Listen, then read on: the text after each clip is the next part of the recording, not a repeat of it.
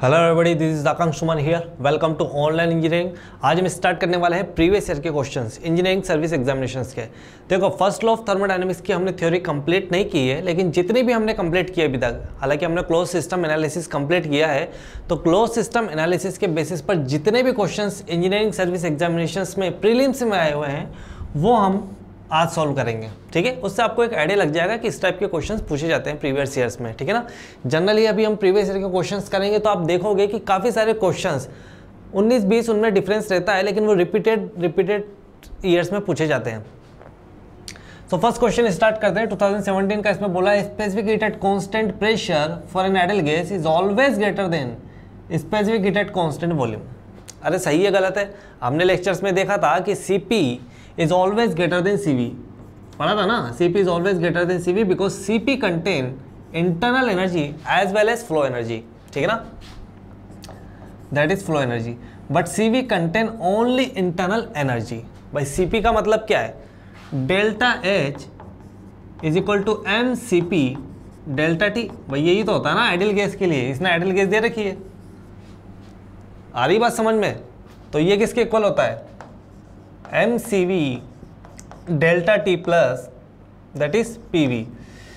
ये तो हो गया चेंज इन इंटरनल एनर्जी। तो Cv contain only internal energy but Cp contain internal energy as well as flow energy, so that is why Cp is always greater than Cv। Second statement क्या कह रहा है?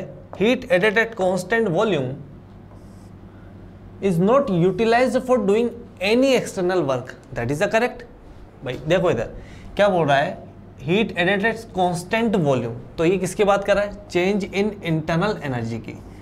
Is not utilised for doing any external work because for doing external work delta U that is change in internal energy is not required, so that is the correct statement and this is the explanation of the statement first. Okay, next 2016 का question है ये। इसमें आपको दो statement दे रखे हैं, the first and second. इसमें आपको बताना है कौन सा सही है और कौन सा गलत है। ठीक है ना, कौन सा गलत नहीं बताना, आपको सिर्फ ये बताना है कौन सा सही है। देखो इधर इसमें बोला है कि change in internal energy zero for isothermal process. सबसे पहले आइसोथर्मल प्रोसेस की कंडीशन आपके माइंड में आ जानी चाहिए। आइसोथर्मल प्रोसेस मतलब टेम्परेचर इज कांस्टेंट, ठीक है ना, and for ideal gas change in internal energy is equal to mCv delta T। अगर आइसोथर्मल प्रोसेस है for ideal gas delta U is equal to mCv delta T, तो ये हो जाएगा जीरो फॉर आइसोथर्मल प्रोसेस। ठीक है, तो यानी कि चेंज इन इंटरनल एनर्जी हो गया जीरो। अरे हुआ कि नहीं हुआ भाई? ये हो गया ना। लेकिन अगर मैं फर्स्ट लॉ ऑफ थर्मोडायनेमिक्स के इक्वेशंस लिखूं तो ये कुछ इस तरीके से है कि del Q is equal to delta U plus del W। भाई आइसोथर्मल के लिए ये हो गया जीरो। और वैसे भी हमने आइसोथर्मल प्रोसेस पढ़ा है ना, उसमें क्या होता है?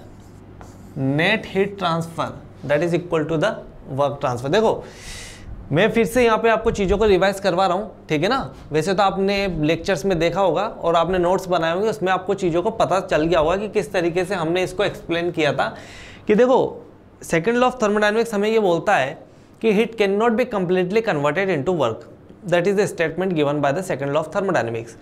यहाँ पे आपको ऐसा लग रहा होगा कि del Q is equal to del W, मतलब heat is completely converted into work. यहाँ पे वो वाला सीन नहीं है जो सेकंड लॉ ऑफ थर्मोडायनेमिक्स कह रहा है। यहाँ पे change in energy, change in internal energy zero, मतलब एनर्जी इज कांस्टेंट जरूर है, जिसकी वजह से हमको फाइनली ये रिलेशन मिला। लेकिन एनर्जी कांस्टेंट है वो बात समझ में आती है, लेकिन एनर्जी का डिग्रेडेशन यहाँ पर हो रहा है, यानी कि एनर्जी की क्वालिटी क्या हो रही है? Decrease. So that is not the violation of the second law of thermodynamics because here quality has degraded. Okay, so ये तो उसकी बात होगी किसकी? हमारे पास ये रिलेशन आया ना। तो देखो सेकंड स्टेटमेंट क्या कह रहा है कि हीट ट्रांसफर इज जीरो। भाई आइसोथर्मल के लिए हीट ट्रांसफर जीरो है क्या? जरूरी थोड़ी ना यहाँ पे वर्क डन के इक्वल हो रहा है। वर्क डन जीरो है या नहीं है इस पर डिपेंड करता है heat transfer. So second statement is wrong, first is correct, so option A is the correct answer. अरे समझ में आ रहा है ना, del Q is equal to del W आ रहा है, मतलब डेल W पे चीज़ें डिपेंड कर रही है कि हीट ट्रांसफर जीरो होगा या नहीं। ठीक है, change in internal energy zero हो गई है क्योंकि टेम्परेचर चेंज जीरो है। लेकिन हीट ट्रांसफर जीरो होगा या नहीं होगा वो डिपेंड करता है कि वर्क ट्रांसफर जीरो है या नहीं है, ठीक है। So option A is the correct answer. Next question है न्यूमेरिकल क्वेश्चन है ये 2015 का। ये इसमें बोला है closed gases system undergoes a reversible constant pressure process at 2 bar in which 100 kilojoule of heat is rejected and the volume changes from 0.2 to 0.1 meter cube. The change in the internal energy of the system. भाई देखो इसने आपको क्या क्या दे रखा है, इसने आपको दे रखा है कि कोई सिस्टम है, सिस्टम से हीट रिजेक्ट हो रही है कितनी किलो जूल की, 100 किलो जूल की। अगर हीट रिजेक्ट हो रही है तो मैं इसको नेगेटिव में कंसीडर करूंगा, ठीक है ना। तो फर्स्ट लॉ ऑफ थर्मोडायनेमिक्स क्या कह रहा है हमारा, del Q is equal to delta U plus del W, ठीक है। यही हो रहा है, अरे दिख रहा है ना, ठीक है। यहाँ पे 100 किलो जूल बट नेगेटिव में क्योंकि रिजेक्ट हो रही है हीट, ठीक है। That is delta U plus del W. अब देखो यहाँ पे,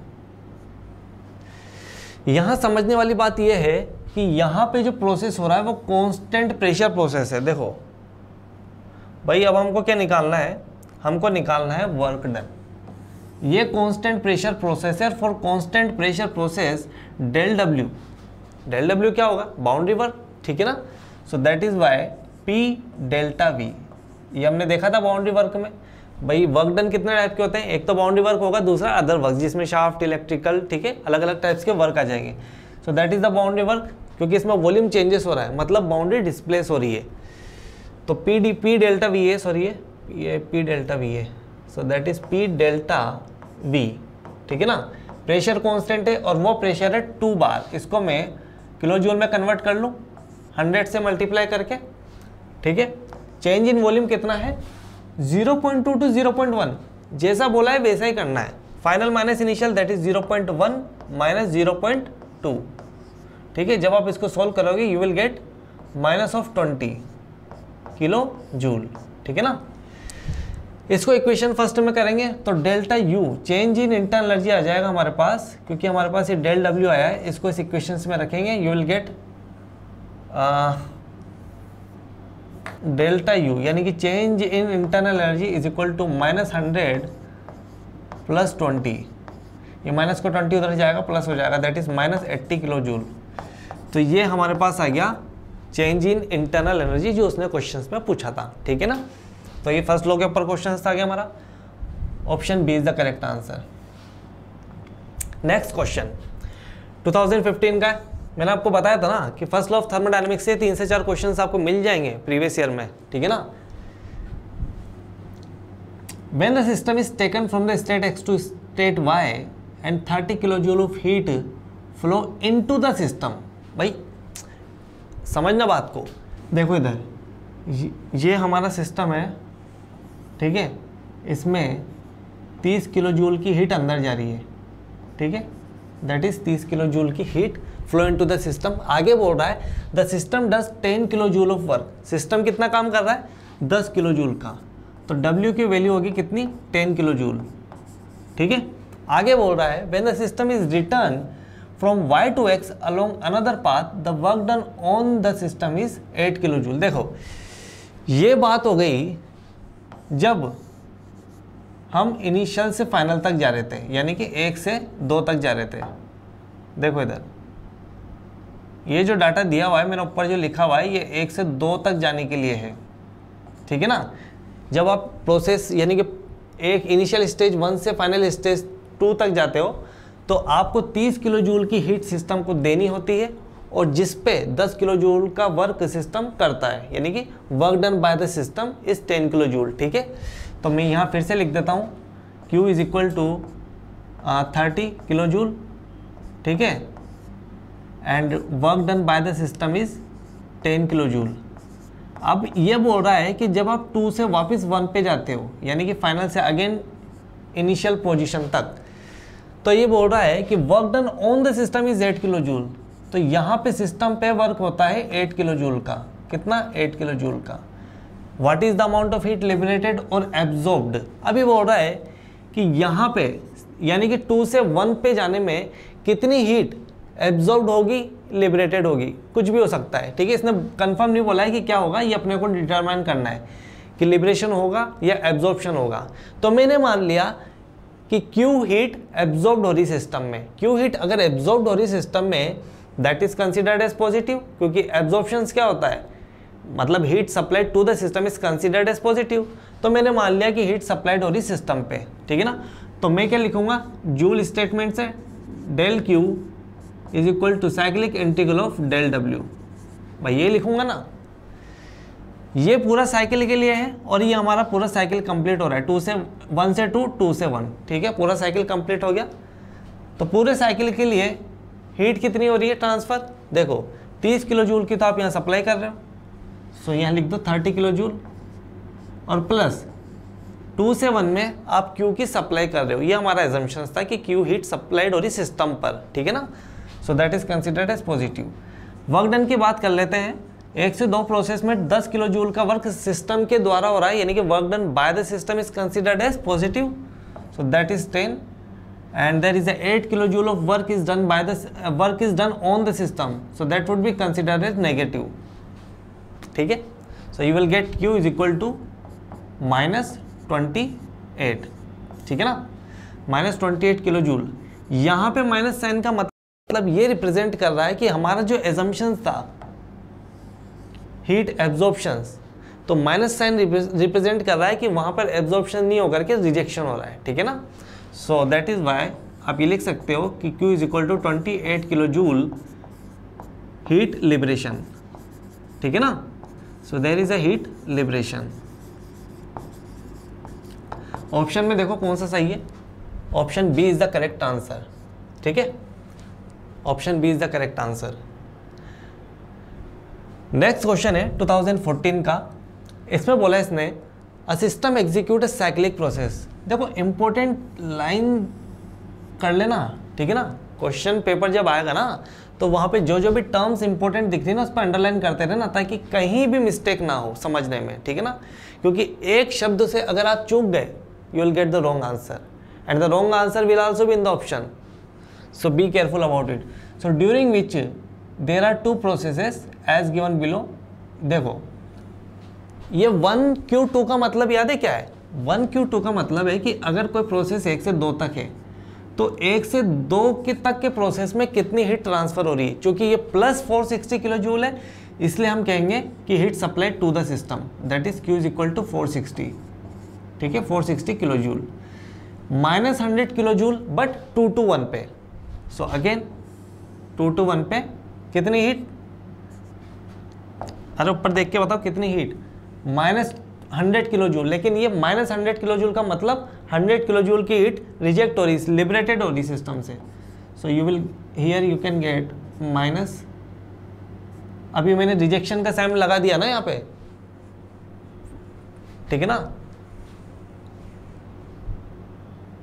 यहाँ पे मैंने रिजेक्शन का साइन लगा दिया तो मैं यहाँ लिख सकता हूँ 100 किलो जूल, ठीक है ना।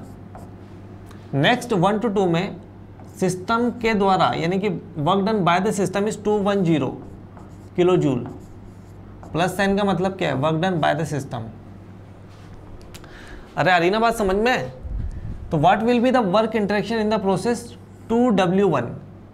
तो मैंने मान लिया there is a work done by the system that is W, ठीक है ना। तो cyclic integral of del Q is equal to cyclic integral of del W। ये हमारा क्या है, first law of thermodynamics for cyclic process, that is cyclic integral of del W। ये होता है पूरे साइकिल के लिए हीट ट्रांसफर कितना हो रहा है, 460 तो सिस्टम के अंदर जा रही है और से सिस्टम से बाहर निकल रही है कितनी, 100। So 460 minus 100। अगर वर्क ट्रांसफर की बात करें तो 210 किलो जूल का वर्क डन हो रहा है सिस्टम के द्वारा, ठीक है ना। Work done by the system is 210 kilo joule, that would be considered as positive. और मैंने ये एजम्पशन किया था कि 2 से 1 पे जाने में work done by the system, ठीक है ना। तो मैंने कंसिडर किया था कि work done by the system that is 2 to 1, ठीक है। यहां से कैलकुलेट करेंगे 360 minus 210 is equal to W21, ठीक है ना. So what will be the work interaction we have to determine. So there will be 150 kilo joule W221. यहाँ पे प्लस साइन ये डिनोट कर रहा है, चूंकि यहाँ पे प्लस साइन है तो ये हमें ये बता रहा है कि हमने जो एजम्पशन लिया था कि work done by the system वो सही था. ठीक है, अगर यहाँ पे माइनस साइन आ जाता तो कहने का मतलब था कि जो हमने एजम्पशन लिया है कि work done by the system to in the 2 to 1 process that is wrong, work done on the system. ठीक है ना, लेकिन यहाँ पे प्लस साइन आया इसलिए जो हमने एजम्पशन लिया था वो सही है. ठीक है ना, सो हमने एजम्पशन लिया था work done by the system. So this is the correct answer. Option C would be the correct answer. ठीक है ना. नेक्स्ट है 2014 का question. In the cyclic process, again there is cyclic process. Cyclic process पे कितने questions आ गए? 6-7 question आ गए अभी तो. ठीक है ना. यहाँ पे सबसे इंपॉर्टेंट चीज ये है समझने की. देखो साइक्लिक प्रोसेस में आपको लग रहा होगा कि यहाँ पर साइक्लिक इंटीग्रल डेल क्यू लगाया और cyclic integral of del W के इसको इक्वल कर दिया, we will get the correct answer. You will get the answer but it may be correct or not because it depends on the sign convention you are considering. तो sign conventions पे ज़्यादा से ज़्यादा focus करना जब cyclic process का question आ जाए, क्योंकि साइक्लिक प्रोसेस के जितने भी क्वेश्चंस अभी तक हमने करे हैं उसमें साइन कन्वेंशंस का इंपॉर्टेंट रोल है. जहां आपने साइन में गड़बड़ी करी you will get the wrong answer. पिछले क्वेश्चंस में आप देख रहे होंगे, देखो अभी लास्ट क्वेश्चंस में मैं आपको दिखा देता हूँ. यहाँ पे 150 प्लस में भी दे रखा है और 150 माइनस में भी दे रखा है, तो इसलिए यहाँ पे सबसे इंपॉर्टेंट साइन कन्वेंशन ही है. ठीक है ना. सो इस क्वेश्चन में क्या दे रखा है? Heat transfer R the this net work for the cyclic process. ये तो बड़ा सिंपल है. इसमें आपको क्या है, इसका समीशन करना है, that is 30 minus 50 minus 10 plus 60 and you will get the work transfer for the cyclic process. You will get 60, that is you will get cyclic del W is equal to 30 kilo joule. Option में कौन सा है? यहां पे joule में दे रखा है, sorry. ठीक है ना, यहाँ पे जूल में दे रखा है. जूल का मतलब होता है न्यूटन इंटू मीटर. ठीक है ना. So that is in the joule, या फिर आप लिख सकते हो 30 न्यूटन इंटू मीटर. ठीक है. So option A is the correct answer. Next question, ये थोड़ा अच्छा क्वेश्चन है, थोड़ा न्यूमेरिकल टाइप का क्वेश्चन है. ये कहने का मतलब ये है कि ये आपको इस टाइप के क्वेश्चंस आपको जब करने हैं जब आपके पास टाइम, एक्स्ट्रा टाइम बचा हो. अगर आप इस टाइप के क्वेश्चंस को शुरू में सोल्व करने लग जाओगे ना तो काफ़ी सारा टाइम कंज्यूमिंग हो जाएगा. ऐसा नहीं है कि क्वेश्चन बनेगा नहीं, बन जाएगा, लेकिन 4-5 मिनट लग सकते हैं. ठीक है ना. तो इस टाइप के क्वेश्चन इसीलिए डाले जाते हैं ताकि आपका टाइम कंज्यूम किया जा सके. वो आपका टाइम कंज्यूम करने के लिए इस टाइप के क्वेश्चन डालेंगे, क्योंकि आपको देख के लग रहा है कि बड़ा सिंपल है, और ऐसा है नहीं, सिंपल भी है ये, लेकिन टाइम कंज्यूमिंग है. ठीक है ना. सो इस टाइप के क्वेश्चंस आपको छोड़ने नहीं होते, लेकिन एंड के लिए स्किप करने होते हैं. ठीक है ना, ताकि अगर आपके पास टाइम बचा हो तो आप इसको एंड में सोल्व कर लो. ठीक है ना. सो वर्क डन, देखो यहाँ पे क्या बोला, non flow quasi static process that is also reversible process occurs for which P दे रखा है, यानी कि प्रेशर दे रखा है बार में, और वॉल्यूम दे रखा है. Work done when the volume changes from 2 to 6. Simply आपसे वर्क डन पूछ रहा है. We know that the work done for quasi-static process, that is the boundary work, that is PdV. assumption लिखा था ना बाउंड्री वर्क डन के लिए, quasi-static process और the closed system. Non flow का मतलब क्या है? Non flow is nothing but the close system. अरे दिख रहा है ना ये नॉन फ्लो. नॉन फ्लो मतलब close system. There is no mass transfer, only energy transfer take place. ठीक है ना. Quasi static that is the reversible process. आपको क्या करना है, यहाँ पे P की वैल्यू दे रखी है V की फॉर्म में, क्योंकि इंटीग्रेशन V के रिस्पेक्ट में करना है. सो -3V plus 16 that is dV. इसका इंटीग्रेशन कर दो.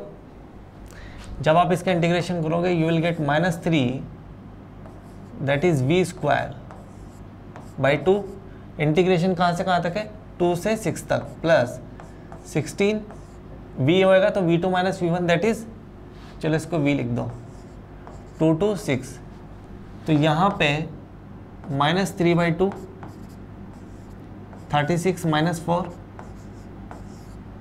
Plus 16 6 minus 2। देखो इसको तो आप सोल्व कर लोगे, लेकिन एक चीज़ है जहाँ पे आप मिस्टेक करोगे। यहाँ पे तो आपको नज़र आ जाएगी, यहाँ पे भी नज़र नहीं आएगी, क्योंकि यहाँ पे इसने 10 की पावर 2 3 5 दे रखा है, ठीक है।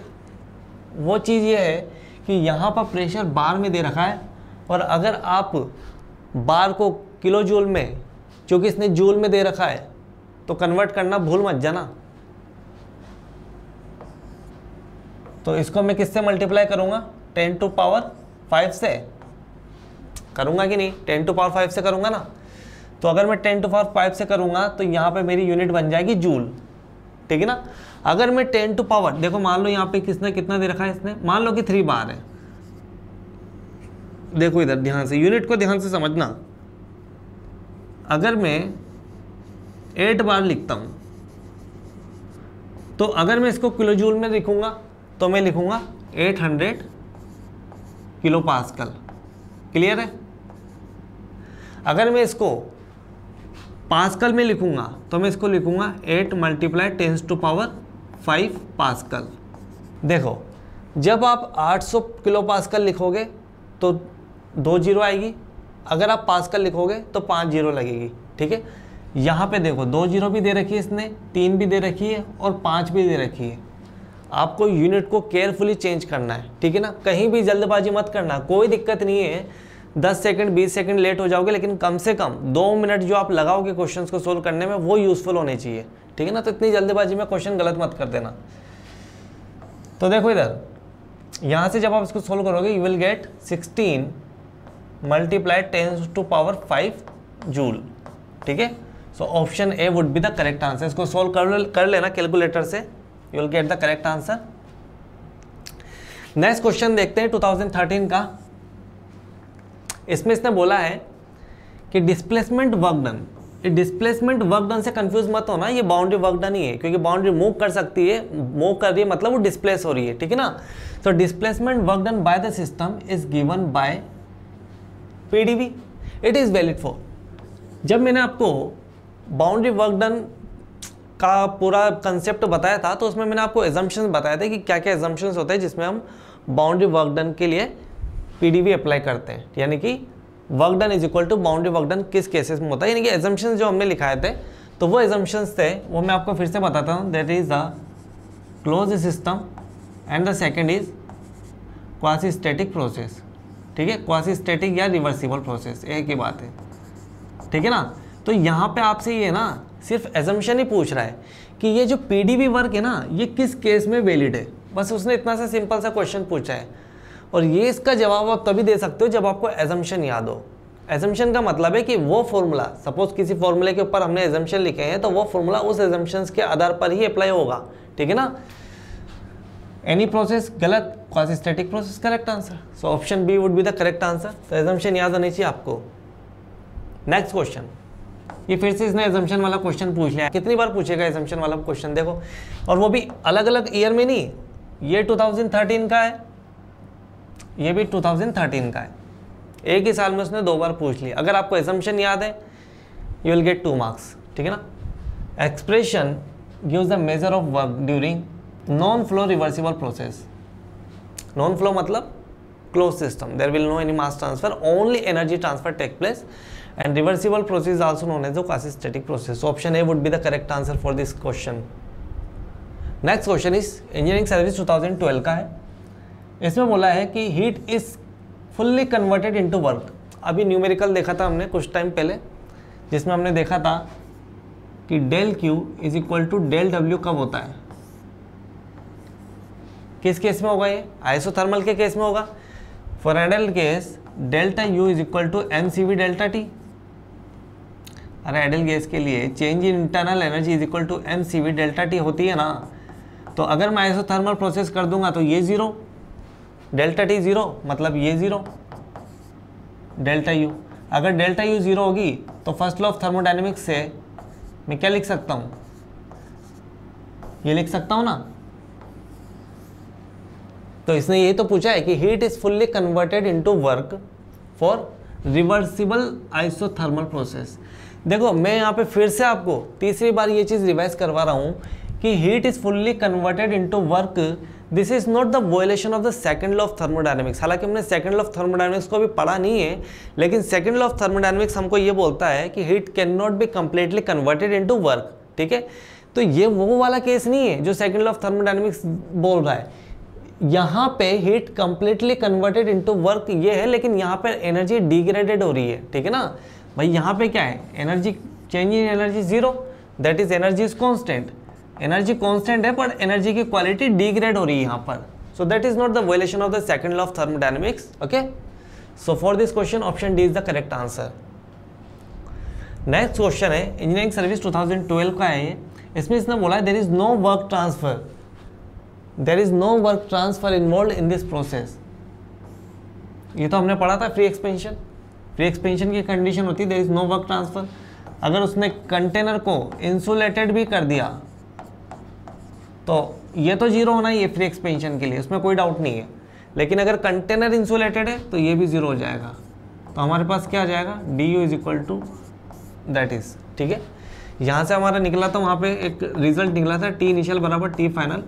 और मैंने आपको ये भी बताया था कि यहाँ पर टी इनिशियल बराबर टी फाइनल का मतलब आइसोथर्मल प्रोसेस नहीं है। यहाँ पर टेम्परेचर इनिशियल और फाइनल जरूर है, लेकिन वहाँ पर टेम्परेचर आपस में इन बिटवीन डिक्रीज हो रहा है। ठीक है ना। नेक्स्ट क्वेश्चन है 2011 का। इसमें इसने बोला work transfer between the system and the surrounding.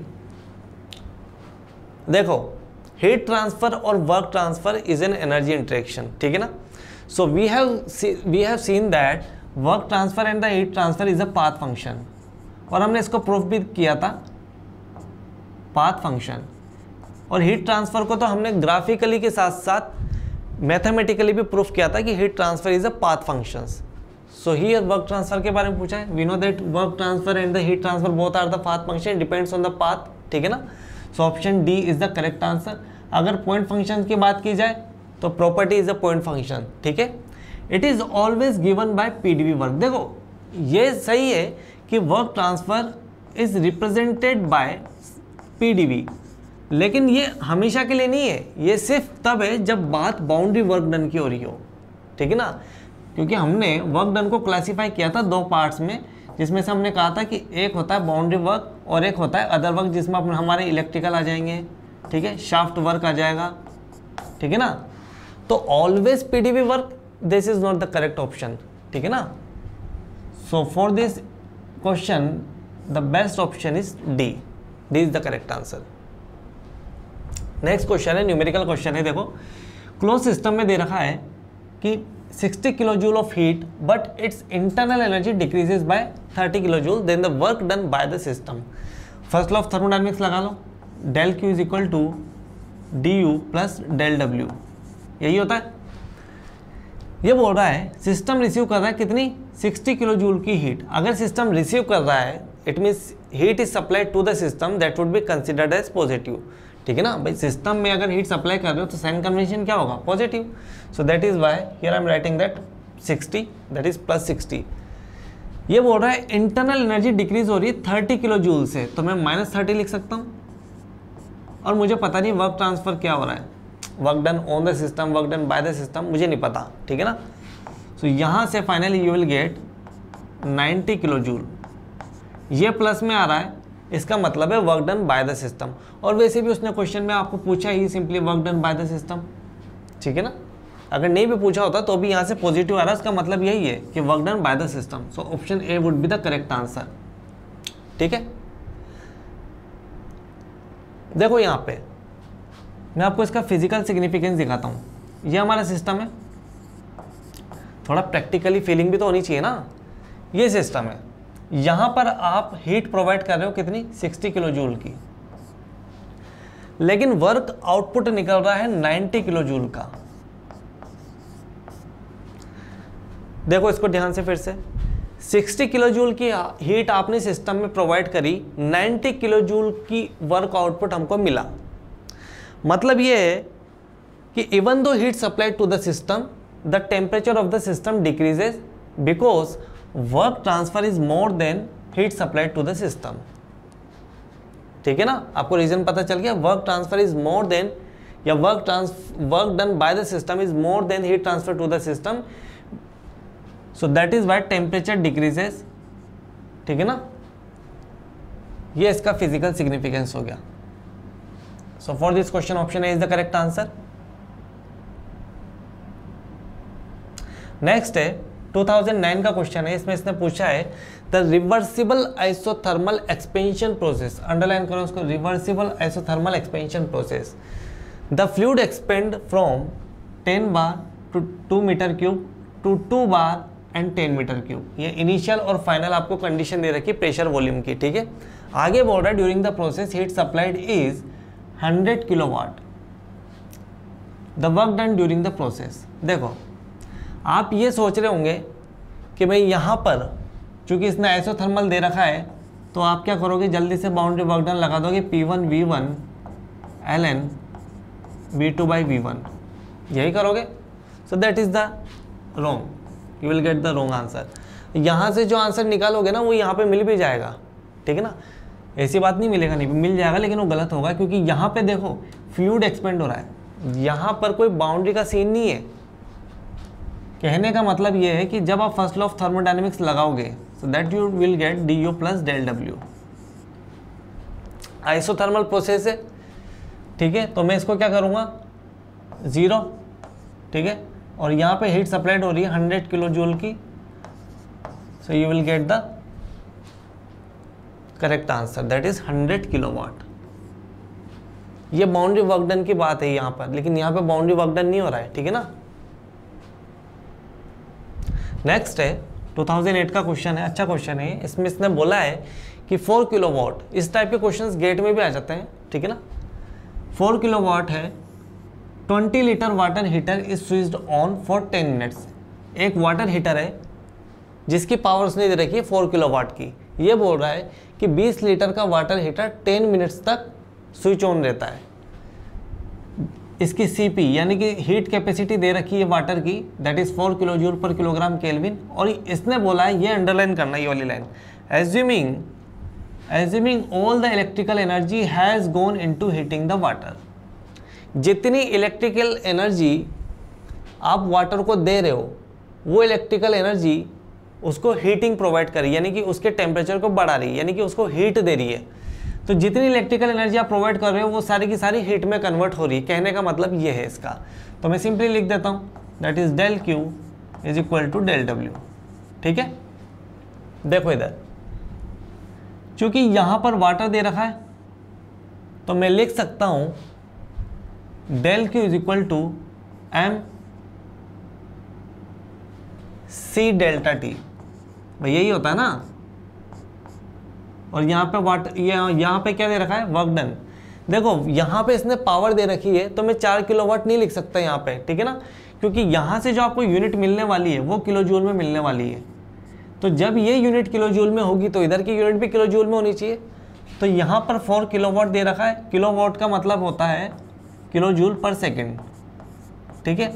अगर किलो जूल पर सेकेंड को मैं सेकेंड से मल्टीप्लाई कर दूँ तो किलो जूल बचेगा, और सेकंड से मल्टीप्लाई करने के लिए मेरे को इस 10 मिनट को सेकंड में कन्वर्ट करना पड़ेगा। सो 10 मल्टीप्लाई 60, ये मेरी इधर की इक्वेशन आ गई, और फाइनली मेरी यूनिट होगी किलो जूल।